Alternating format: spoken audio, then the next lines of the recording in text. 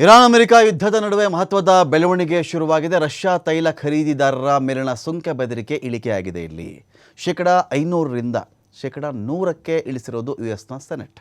ಸುಂಕ ಬೆದರಿಕೆ ಇಳಿಕೆಯಿಂದಾಗಿ ಭಾರತ ಚೀನಾಗೆ ಒಂದು ನಿರಾಳತೆ ಸಿಗ್ತಾ ಇದೆ. ಭಾರತ ಮತ್ತು ಚೀನಾಗೆ ಸುಂಕ ಜಾಸ್ತಿ ಹಾಕ್ಬಿಟ್ಟಿದ್ರಲ್ಲ, ರಷ್ಯಾದಿಂದ ಯಾರಾದರೂ ಕೊಂಡುಕೊಂಡ್ರೆ ನಿಮ್ಗೆ ಅಷ್ಟು ಸುಂಕ ಹಾಕ್ಬಿಡ್ತೀನಿ, ಇಷ್ಟು ಸುಂಕ ಹಾಕ್ಬಿಡ್ತೀನಿ, ನಾನು ಸುಮ್ಮನೆ ಇರೋಲ್ಲ ನಿಮ್ಮನ್ನು ಅಂತೆಲ್ಲ ಅಮೆರಿಕ ಮಾತನಾಡ್ತಾ ಇತ್ತಲ್ಲ. ಭಾರತಕ್ಕೆ ಒಂಥರ ಅಡಕತ್ತರೆಯಲ್ಲೇ ಸಿಕ್ಕಾಕೊಂಡಂಥ ಒಂದು ಅನುಭವ. ಈ ಕಡೆ ರಷ್ಯಾದಿಂದ ಕೊಂಡುಕೊಳ್ಳುವಂತಿಲ್ಲ, ಅಮೆರಿಕ ಕಡೆ ನೋಡೋಣ ಅಂತ ಹೇಳಿದ್ರೆ ಅವರು ಟ್ಯಾಕ್ಸ್ ಜಾಸ್ತಿ, ಸರಿ ಇರಾನಿಂದ ತರಿಸ್ಕೊಳ್ಳೋಣ ಅಂತ ಹೇಳಿದ್ರೆ ಅಲ್ಲಿ ನಿರ್ಬಂಧಗಳು, ಹೋರ್ಮುಜ್ ವಾರ್ ಕಂಡೀಷನ್ನು, ಏನು ಮಾಡಬೇಕೀಗ ಅಂತ ಒಂದು ವಿಚಾರ ಇತ್ತಲ್ಲ. ಸೊ ಈ ಥ್ರೆಟ್ ಇತ್ತಲ್ಲ, ಈ ಟ್ಯಾರಿಫ್ ಥ್ರೆಟ್ ಇತ್ತಲ್ಲ, ಈ ಥ್ರೆಟ್ಟನ್ನು ಇದೀಗ ಕಡಿಮೆ ಮಾಡಿರೋದು ಅಮೆರಿಕ. ಇಲ್ಲಿ ಭಾರತ ಮತ್ತು ಚೀನಾಗೆ ಇದರಿಂದ ಏನಾಗ್ತಿದೆ ಅಂದರೆ ನಿರಾಳತೆ ಸಿಗ್ತಾ ಇದೆ. ಇಲ್ಲಿ ಭಾರತ, ಚೀನಾ ಸೇರಿದಂತೆ ರಷ್ಯಾದ ಟಾಪ್ 5 ಖರೀದಿದಾರ ರಾಷ್ಟ್ರಗಳಿಗೆ ಇದರಿಂದ ಅನುಕೂಲ ಆಗ್ತಾ ಇದೆ. 500% ಟ್ಯಾಕ್ಸಿಂದ 100% ಟ್ಯಾಕ್ಸ್ಗೆ ಟ್ರಂಪ್ ಅಲ್ಲ, US ಸೆನೆಟ್ ಇಳಿಸಿರೋದಿಲ್ಲ. ಕೀಪ್ ಇನ್ ಮೈಂಡ್, ಇದನ್ನು ಇಳಿಸಿರೋದು ನಾಟ್ ಟ್ರಂಪ್.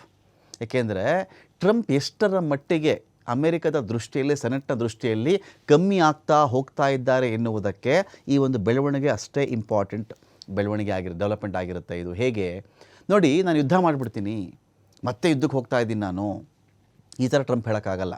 ಅಮೆರಿಕದಲ್ಲಿ ಯಾವುದೇ ಅಧ್ಯಕ್ಷ ಮೊದಲ 2 ತಿಂಗಳ ಅವಧಿಗೆ ಒಂದು ಯುದ್ಧ ಮಾಡಿದಾಗ ಅದು ಅವನ ನಿರ್ಣಯ ಆಗಿರುತ್ತೆ. ಅವನ ನಿರ್ಣಯ ತೊಗೋಬೋದು, ನಾನು ಯಾರ ಮೇಲೆ ಬೇಕಾದ್ರೂ ವಾರ್ ಮಾಡ್ತೀನಿ ಅಂತ ಹೋಗಬಹುದು. ಆದರೆ ಆ 2 ತಿಂಗಳು ಆಗುತ್ತಲ್ಲ, ಆ 2 ತಿಂಗಳ ಗಡುವು ಮುಗಿದ ಮೇಲೆ ಆಗಲೂ ಯುದ್ಧ ಕಂಟಿನ್ಯೂ ಆಗ್ತಾ ಇದ್ದರೆ ಅಮೆರಿಕದ ಸೆನೆಟ್ ಅದಕ್ಕೆ ಒಪ್ಕೊಳ್ಬೇಕಾಗತ್ತೆ.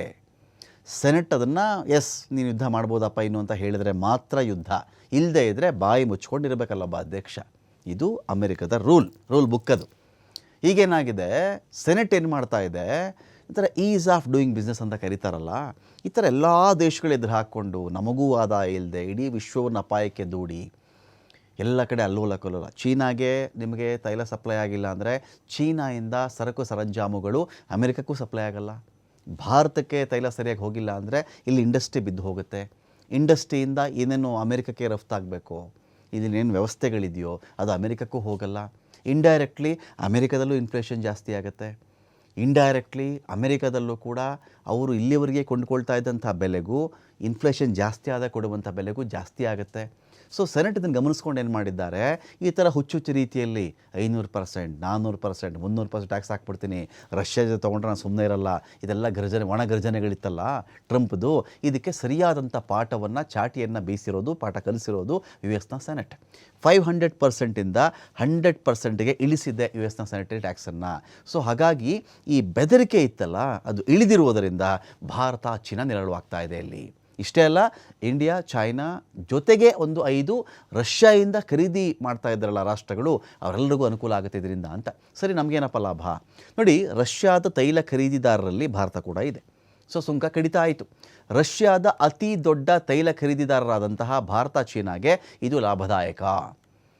ನಮಗೆ ಗ್ರಾಹಕರಿಗೆ ಇದು ವರ್ಗಾಯಿಸ್ತಾರೋ ಬಿಡ್ತಾರೋ ಬೇರೆ ವಿಚಾರ ಬಿಡಿ, ಅದು ದೊಡ್ಡ ಯಕ್ಷ ಪ್ರಶ್ನೆ. ಅದು ನಮ್ಮಲ್ಲಿ ಅಲ್ಲಿಂದ ಎಷ್ಟೇ ಲಾಭ ಬರಲಿ, ತೀರಾ $71 ಆಯಿತು ಕ್ರೂಡ್ ಆಯಿಲ್ಲು, ಆಗಲೂ ನಾವು $100 ಕೊಡ್ತಾ ಇದ್ದೀವಿ. ಇದು ಗ್ರಾಹಕನ ವರ್ಗಾವಣೆ ಆಗಲ್ಲ. ಇಲ್ಲಿ ಈ ಖಾಸಗಿ ತೈಲ ಪೂರೈಕೆದಾರರಿದ್ದಾರಲ್ಲ ನಮ್ಮಲ್ಲಿ, ಖಾಸಗಿ ಬಂಕ್ನವರು, ಅವರು ಇವರು ಪೂರೈಕೆದಾರರು ಚೆನ್ನಾಗಿ ಲಾಭ ಇದೆ. ಏನೋ 2 ತಿಂಗಳು ಲಾಸ್ ಆಯಿತು ಅವ್ರಿಗೆ, ಆ 2 ತಿಂಗಳು ಲಾಸನ್ನು ಚೆನ್ನಾಗಿ ತುಂಬಿಕೊಂಡ್ರು ಅವರು. ಅವ್ರಿಗೆ ಲಾಭದಲ್ಲೂ ಇದ್ದಾರೆ ಅವರು. ಲಾಭದಲ್ಲಿದ್ದರೆ ಗ್ರಾಹಕನಿಗೆ ಲಾಭ ವರ್ಗಾವಣೆ ಮಾಡಲ್ಲ. ಸರ್ಕಾರ ಮಧ್ಯೆ ಪ್ರವೇಶ ಮಾಡಬೇಕು, ಸರ್ಕಾರ ಇದರಲ್ಲಿ ಮಹಾಮೌನ. ನಮ್ಮವ್ರನ್ನ ಸಾಯಿಸಿದ್ರು ಮಹಾಮೌನ, ಗ್ರಾಹಕನಿಗೆ ಬೆಲೆ ಏರಿಕೆ ಆದರೂ ಮಹಾಮೌನ, ಗ್ರಾಹಕನಿಗೆ ಲಾಭ ವರ್ಗಾವಣೆ ಆಗದೇ ಇದ್ದರೂ ಮಹಾಮೌನ.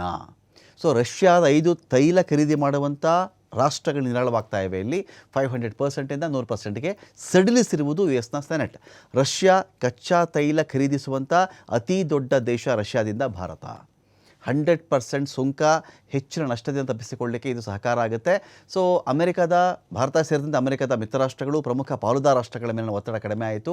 So China, Bharat, Slovakia, Hungary, Azerbaijan top 5 ರಾಷ್ಟ್ರಗಳು ಎಲ್ರಿಗೂ ಅನುಕೂಲವಾಗ್ತಾ ಇದೆ. ಇದರಿಂದ ನೈಸರ್ಗಿಕ ಅನಿಲದ ಪ್ರಮುಖ ಆಮದುದಾರರಲ್ಲಿ ಚೀನಾ, ಫ್ರಾನ್ಸ್, ಜಪಾನ್, ಹಂಗೇರಿ ಮತ್ತು ಬೆಲ್ಜಿಯಂ ಸೇರಿಕೊಂಡಿವೆ ಇದರಲ್ಲಿ. ಹಾಗಾಗಿ ಇವರೆಲ್ಲರಿಗೂ ಒಂದು ರೀತಿ ಲಾಭ ಆಗುತ್ತೆ. 500%ಇಂದ 100%ಗೆ ಅದು ಇಳಿದಿರುವುದರಿಂದ ಅಂತ.